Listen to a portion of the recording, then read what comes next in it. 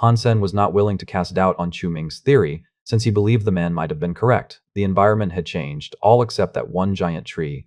Han Sen stepped forward to get a better look at the tree and said, "We should take a look at the tree in greater detail. Perhaps a closer inspection will clarify our situation. If the tree did this to us, wouldn't it be dangerous for us to poke around it? If we are now indeed within the deeper, darker, and more treacherous reaches of Thorn Forest, it will be dangerous no matter which way we venture. At least we can confirm there are no creatures near the tree." The three of them carefully approached the tree, and when they arrived, Little Wind seemed reluctant to approach. Han Sen had to pull and tug at Little Wind to get him to follow. Chu Ming suddenly called out as he pointed at the tree. Han Sen had better eyesight, and he saw that the person was dead far before Chu Ming did. The dead person was a man, and he was clad in an outfit of the Alliance. He had been there for some time, it seemed. Han Sen's best estimate placed the man's death at around 60 years before their find. What Han Sen could not guess was how the Surpasser had died all the way out there. There were no wounds, and there were no visible tears or damage to the outfit. When the three of them ventured nearer, they were able to get a better look at the person. The clothes were well preserved and the face was fine. He was a middle-aged man with a beard, and although they could not be certain, he seemed to have passed away peacefully. "Let's see if he has something on him. Perhaps we can learn more." The man did not possess a rucksack or bag, just a number of pockets. From one pocket, he found something. Inside this pocket, there was a wallet and a few little trinkets that did not seem to indicate anything special. "Let me check the wallet. Perhaps we can learn of his identity." Chu Ming opened the wallet to see a number of cards and some money. There was no identification card, however, and neither were there any licenses. Still, Chu Ming examined each card that was there. There were only a few technology cards, and so it seemed as if the identity of the mysterious corpse would have to remain a mystery. Han Sen, however, did see that one card possessed the 9-life cat symbol. This told him that the man must have had some association with Blood Legion. This also told Han Sen that Chu Ming and Qulongshi did not know of Blood Legion's significance. Chu Ming then sought to flip the body over and have a look in the pockets of the man's backside. So, he did, and upon rolling over the body, something slipped out. They each looked at it with curiosity. Han Sen bent down to pick it up and noticed it was an old-fashioned watch. The likes of this did not exist anymore, and people tended to make use of smartwatches. Han Sen then examined the upper portion of the watch, and what he saw made him freeze. There was a picture inside it of a middle-aged man holding a boy. The middle-aged man was the person who had died. But the boy in the picture was a person Han Sen had seen before. The little boy in the picture was Han Sen's father. In his family photo albums, Han Sen had seen many pictures of his father when he was young. He was certain, without a shadow of a doubt, that the boy was his father. If the little boy was Han Sen's father, the bigger question now was who the dead man was, and whoever he was, why did he have such a photo? The man was not his grandfather nor his great-grandfather. He did not look like them at all, and rack his mind as he might, Han Sen was unable to think of who that person might have been. Han Sen pocketed the watch, planning to bring it back and show it to his mother when he returned to the Alliance. Perhaps she would possess the answers he sought. Just as Han Sen planned to roll the man back over, he noticed something amiss. There was something wrong with the place the man had been previously lying against. That portion of the tree looked slightly different. They had not noticed it before, as their focus was on the dead body. Han Sen decided to inspect it closer, and he was surprised to see the faint outline of what looked vaguely like a door. Feeling the bark, Han Sen's hand ran over a lump shaped like a doorknob. The man had died with his back against a tree door. "Why would there be a door here? Do you think there might be treasure inside?" Chu Ming asked, as he happily approached the opening door, and Han Sen? They initially believed it to have been some sort of hidden storage room or cache, but as the door opened, they were taken aback. Looking straight beyond the door, there was nothing. But when they looked down, the ground opened up to a cavernous realm. "You two wait here, I will scope the place out first." Han Sen leapt down and cast his Dongshuan aura to observe whether or not there were life forces as he went. Han Sen landed near the gate of the palace. It was very large, but very rugged as well. The gate had to be 100 meters high, at the very least. Standing in front of it made you feel as insignificant as an ant. Looking up, Han Sen observed the tree roots that netted the sky of that realm like spiderwebs. Many creature skeletons had been preserved there, and many of them were at least 100 meters in length. The skulls of most had been removed or cast aside from the rest of their bones, suggesting that gruesome beheadings had befallen the mighty creatures. But even with only the bones remaining, it was a creepy sight. Who killed so many creatures, I wonder? Was it the man outside? Han Sen wondered to himself as he approached in awe. The creature remains were everywhere, and there were many sword marks across the grounds. If they were the work of the man who had died outside, it was difficult to fathom just how powerful he might have been. Aside from the aged remains, he could not detect the presence of any other creatures in the vicinity. Han Sen examined the teleporter that was there in the hall, as well, and it was in perfect working order. In absolute delight, he called for Chu Ming and Qulongshi to follow him down. When Little Wind came in with them, He began to shiver at the sight of all the bones. Despite being aged remnants of the distant past, they still held an aura of intimidation. For a time, Chu Langzi and Chu Ming were too surprised to say anything remotely coherent. Who in the sanctuaries killed this many creatures and destroyed the shelter? Surely it couldn't have been that man outside. Chu Ming, after much speech impeding awe, finally spoke. No one could answer him, but Chu Longji turned around and asked, "Does the teleporter still work?" Chu Ming looked at Han Sen with anxiety, fearing Han Sen would tell them no. It had been many years since they were last seen in the Alliance. It was likely that the family and friends of their past lives believed them to be dead. They couldn't wait to see them again. Zhu Longxi and Chu Ming instantly became excited, and tears welled up in their eyes upon receiving the answer. This was something they had longed to hear. They had believed they would never see the Alliance again. Upon entering the Spirit Hall, they each stepped into the teleporter one after the other, returning to the Alliance. When Han Sen opened his eyes next, he was home. He had previously purchased a private teleporter, so he was able to teleport straight there. After meeting with his mother, he called Ji Yanran. She was very quiet, and it was difficult to discern her words beneath the blubbering that accompanied her tears. Ji Yanran knew Han Sen was strong, but the Third God's Sanctuary was an extremely dangerous realm. Receiving the opportunity to live there, and perhaps later thrive, was dependent on luck. They spoke for a long while, but then Han Sen decided to inform his friends he was safe, too. He stayed in the Alliance for a few days before returning to the Sanctuary. Chu Ming and Chu Longji did not come back with him. They had been in the Sanctuary for far too long, and so they fancied staying in the Alliance a good while longer. Han Sen tried to activate his super spirit mode in the hall, wanting to see how long he could last. When he cast it, he felt the power burst out from him. But the most curious thing happened. The power that came out from him coursed over to the spirit statue and nestled itself in the forehead of the statue where the stone once resided. When Han Sen saw his power manifest inside the forehead slot of the spirit statue, it created what appeared to be a white spirit stone. At the sight of this, Han Sen froze. "Your spirit stone has linked with the spirit base. Would you like to enter?" A strange voice sounded from the statue. "What is a spirit base?" Han Sen then watched the spirit stone fire a beam of light at him. Upon contact with this light, he was sucked into the spirit stone. The sensation he felt was not too dissimilar to that of a teleporter, and after the dimensions unraveled before his eyes, he found himself standing on an island. The island was as small as a basketball pitch, and it appeared to have been formed from finely chiseled jade. It was as if he was standing at the center of the galaxy. Stars populated the skies above and around him, but upon closer inspection, they weren't what they first appeared to be. Han Sen had no idea what was going on, and he was shocked to realize he was still in super spirit mode.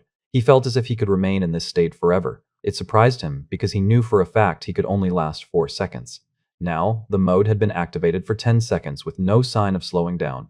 What is this place? Han Sen looked at the statue that was standing before him. Spirit base. The statue's lips did not move, but Han Sen could hear it speak with perfect clarity. "Can I return?" Han Sen asked. "You can leave whenever you desire. Would you like to leave now?" the statue said. Han Sen felt safer hearing what the statue told him. So, he looked around at all the other islands in the sky and asked the statue, "What can I do here?" "You may challenge or be challenged. If you defeat other spirits here, you will obtain spirit Geno points," the statue answered. "Can I die here?" Han Sen frowned as he asked this. "No, you will lose one self-Geno point and be returned to your spirit stone," the statue answered. Han Sen wanted to ask more questions, but suddenly, an island floated towards him. Upon it stood a spirit that looked like a giant. "Ah, a new spirit has just arrived. How lucky for me. Challenge me." The giant spoke to Han Sen. "How did you know I have only just entered this place?" Han Sen frowned. "Your statue does not possess a rank." "Come challenge me," the giant said as he pointed at Han Sen's statue. The giant had already been ranked, so he could not challenge Han Sen. If Han Sen wished to challenge the giant, however, that would be allowed. Han Sen noticed a bunch of numbers appearing before the statue on his island. Han Sen counted them, and noticed it was the figure of 90 million. If that was the giant's rank, then he was incredibly low. "Fine, I'll challenge you." He was going up against a spirit that had only opened its first gene lock, therefore he had nothing to be afraid of. The giant looked extremely happy, and his fist burst into flames like a meteor breaching the atmosphere. Han Sen cast his sonic thunder punch and smashed the giant into pieces. Then the spirit returned to his spirit stone. As the body disappeared, a red light entered Han Sen's body. Nightfire, Gene +1, rank achieved. Han Sen looked at his Nightfire genes and noticed he had 11 of them. He looked at the statue and saw there was a number there. The number was the same one the giant had possessed, and when he looked towards the giant statue, it had disappeared. "I can get a lot of spirit Geno points here." Han Sen was immeasurably happy. His power was fixed in super spirit mode. "Are you a king spirit?" The giant respawned and looked at Han Sen. Kind of, Han Sen answered queerly. He was only a king spirit when he decided to turn into one. My name is Flame Giant. Might you tell me your king title? The giant knelt in front of Han Sen, as if he was smitten with him. The spirit was acting as if it'd be a great honor for him to learn his title. My title is the king, Han Sen randomly spouted. He was in Super King spirit mode, so the spirit in front of him was of a lower class. As such, he decided to title himself above most others by claiming the title of the king. You are the king. It is a most wondrous and glorious opportunity I have received to see you. Your title will be heard by all one day, that is for sure. Ignoring him, Han Sen decided to fly his island to others in order to challenge their residing spirits and obtain more spirit Geno points. Many islands, however, did not contain spirits. Han Sen had to fly around for quite a while, observing empty islands with no spirits on them. When he did find a spirit, he was dismayed to learn that they had no rank, and he therefore couldn't challenge them. Flame Giant was not keen to lose the spirit of his affection, however, and so he followed Han Sen like a puppy. As they traveled, he would frequently announce to the islands around them, "Hail to the king. The king has come. Submit an offering of Geno points to him." Han Sen frowned, thinking Flame Giant's behavior was both pointless and annoying. If the spirits did not invite him to battle, he couldn't fight them even if he wanted to. But what happened next shocked Han Sen. The first spirit they came to upon hearing Han Sen was the king, knelt, and just as Flame Giant did earlier, he showed great reverence and adoration for Han Sen, who was before him. He invited Han Sen to challenge, and when the fight started, he did nothing. He stood there and offered his own defeat without contest. It almost made Han Sen feel rather bad. You have to take my Geno points, my king. The spirit's tone of voice was so firm and resolute, it sounded as if it was a genuine honor to provide Han Sen his Geno points. If you want to give me your points that badly, I will take them then.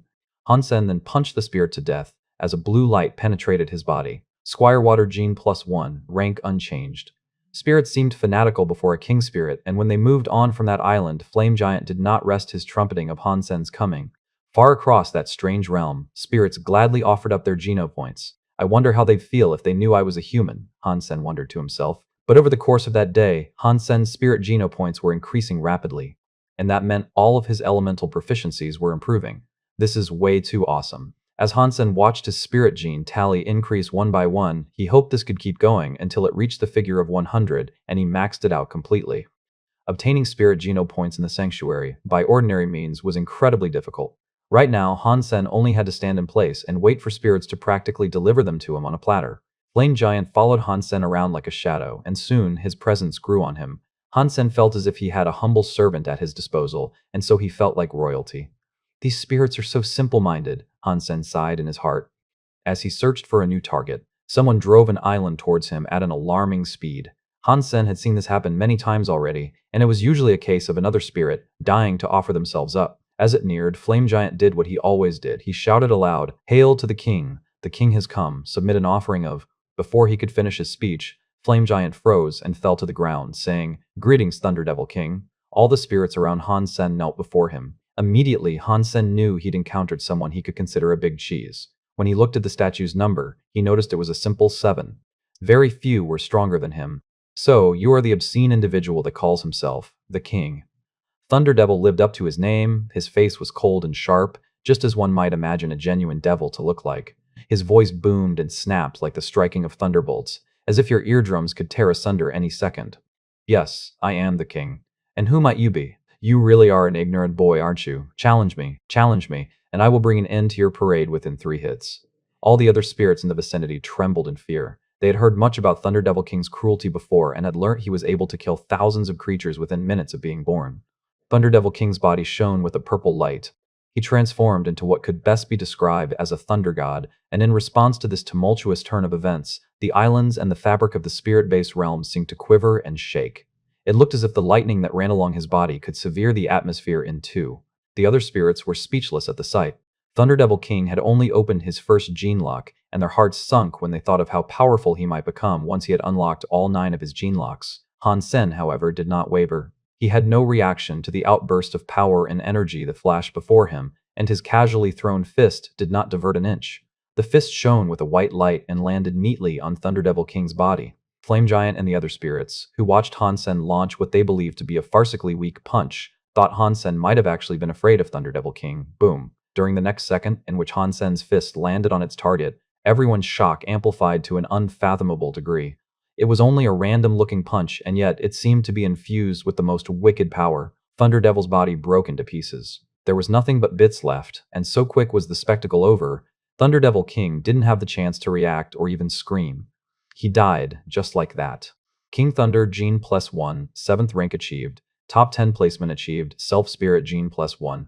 A purple thunder entered Hansen's body, and all of a sudden he felt as if his Super King spirit body was fused and charged with the element of thunder. He tried casting it but could not. He did, however, feel his thunder resistances increase by a lot. Amidst everyone's confusion and awe of the spectacle they had just witnessed, Thunderdevil King respawned with fury. He roared to the skies in absolute madness and attempted to re-challenge Hansen. He had been killed by Hansen, resulting in an exchange of ranking, and because he was much lower than Hansen now, he was free to challenge him as much as he pleased. Thunderdevil King would not concede and accept such a miserable, humiliating defeat. He gathered a fist of obscenely destructive power and loosed it towards Hansen.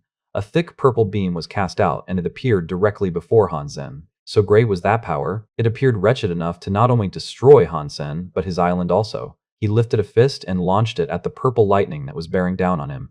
His Super King Spirit mode made him better than a King Spirit, so he was unafraid of what Thunderdevil King sought to do. They were both King Spirits, and yet one could not withstand the other's punch. Seeing such an intimidating figure crumble before Hansen was difficult to believe. Spirits always adored those who were stronger than them, and so Hansen was cementing himself as something of an idol for sure. Fuming with anger, he just looked at Hansen and did not approach. Thunderdevil King had wanted to kill Hansen with thunder, and he had been keen to demonstrate his full power with monstrous tenacity and confidence earlier. Now, the power of Hansen's punches actually put fear into him. It was fortunate the rule of only having one opened gene lock was enforced in that realm, for if it wasn't, he'd have never believed Hansen had only opened his first gene lock. I am the King of Kings. In this world there are many kings, but amongst them only one ruler. That's me. Hansen provoked Thunderdevil King, hoping it would trigger his wrath and desire for battle, earning him more King Thunder gene points. Thunderdevil King, as predicted, could not accept the insult. He roared to the sky and recast his Thunder God mode before charging towards Hansen once more. In one punch, it was all over once again. The other spirits trembled in their boots. Thunderdevil King was not only getting crushed, but also humiliated. Thunderdevil King respawned, but before Hansen could say anything else to him, he disappeared with his island. He ran off.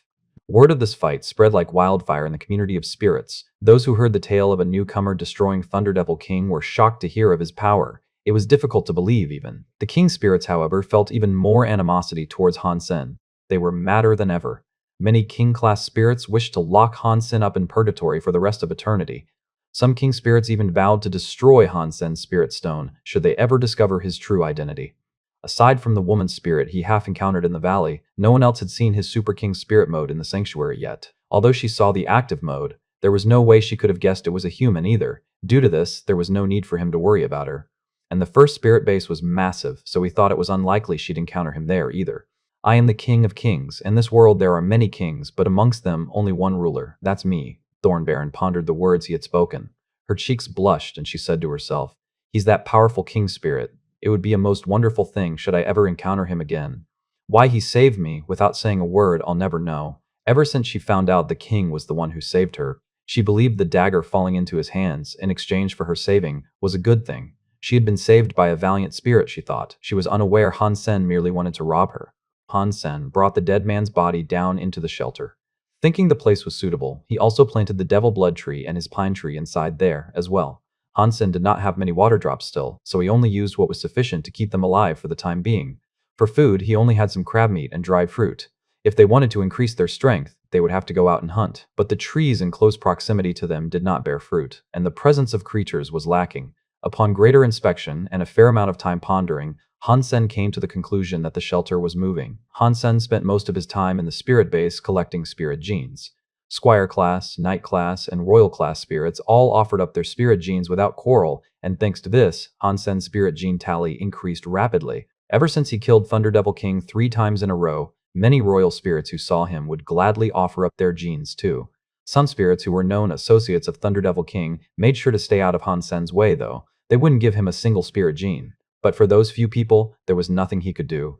His rank was far higher than them after all. Unless others challenged him, he could only challenge the 6 spirits who had a higher rank than he did. It's the King of Truth. Has he come to challenge the king? Ooh, another entertaining spectacle for us to watch. I wonder which is the stronger of the two. Thunderdevil King was ranked 7th, before getting smacked silly by the king. This guy is only ranked 9th. But the King of Truth has a special power. He can reflect a person's attacks, so he might be able to halt and reverse one of the king's punches. Seeing the King of Truth drive his island towards Han Sen, all the spirits began to talk amongst themselves. They feverishly discussed which of the two titans might be stronger. In respect for the challenger, they all parted and formed a path, so the King of Truth could approach and issue the desire for battle without delay. I am the King of Truth, might I do battle with you? The King of Truth did not have to ask for permission, and he could have just waltzed in and immediately started a fight. But he was polite, and so he wished to introduce himself first. Of course we can do battle, let's fight. When Han Sen saw the King of Truth approach, he was pleased. In his heart, he thought, finally, someone has come to give me King Spirit Geno points. One King Spirit gene was vastly more powerful than a bunch of normal Spirit genes. 100 Squire genes could not compare to a handful of King Spirit genes. The King of Truth, upon hearing Han Sen's answer, joined him on his island. Then he said, you and I are king spirits. It would be inappropriate for us to fight like savages, so how about we do battle like gentlemen? It means you stand where you are and allow me to punch you. You can neither block nor dodge, and then I stand still while you hit me. We keep going in this manner until one of us falls over, the King of Truth explained. The King of Truth then just stood there willing to accept Han Sen's punch. Haha, he fell for the trap. The King of Truth's mirror can reflect any incoming damage to the caster. The harder he punches, the harder he will hurt. He's too proud. After defeating Thunderdevil King, he believes himself to be invincible. Now he'll suffer under the crushing weight of his own hubris. Everyone looked at Han Sen, waiting to see him perform his attack. Han Sen's body lit up with his signature holy light. Just like his previous punches, this one looked casual and almost silly. Boom! Han Sen's fist collided with the silver mirror. He fell into the trap, but in the next second his smile froze and dropped. When Han Sen's fist hit the mirror, so much was the power, his fist shattered it into a million pieces. Then the King of Truth died. A strange silver light appeared from the broken remains of the King of Truth and entered Han Sen's body. King Space Gene Plus 1, rank unchanged. Han Sen was surprised, not knowing his opponent had possessed a space element. Han Sen had been there for a while, and he had killed countless spirits, and yet this was the first time he had seen such a gene. Han Sen didn't think the King of Truth would give up, and so he expected to receive a few more space genes. But after the spirit respawned, he did not say a word and simply left. King Spirit genes were precious, and ultra-rare ones such as that were especially so. It was very difficult for the King of Truth to find space genes, and now Han Sen had just taken one with the greatest of ease. It was like flushing money down the drain. Is this some kind of joke? This is embarrassing. He does have a special skill, but the king was too strong for it. He plowed right through whatever the King of Truth devised and annihilated him. There are many kings, but amongst them only one ruler. Man, I've never seen anyone this powerful before. It's nuts. The king has to be an emperor, don't you think? I'm sure this guy can put any old emperor to shame. This spirit is destined to go to the fourth god's sanctuary, I'm telling you. Truth, what the hell? Why did your mirror not reflect his attack? When the King of Truth returned, the King of Day immediately approached to ask. The King of Truth shook his head and responded, I have no idea what happened. The mirror was obliterated, it didn't stand a chance. Heavenly Empress looked thoughtful. There are two possibilities from the way I see it. 1, the mirror is not as effective as we have believed it to be. 2, he is just too powerful, plain and simple. Perhaps he has so much power, it overloaded the threshold of damage the mirror was able to withstand and thus snap. It broke. Think of it like a rubber band. The further you pull it, the further it will travel upon letting go. Well, if the mirror wasn't as effective as we believed it to be, that's bad news. It means Flower Empress's flower stamp would also be useless. My flower stamp is different than the mirror. If he can bypass the mirror, fine, but there is no way he can triumph over the mirror and my flower stamp. I have an idea. Flower Empress flew back to her own island and drove forward off to visit Han Sen. Thank you for watching. Subscribe and enable notifications so you don't miss the next chapter.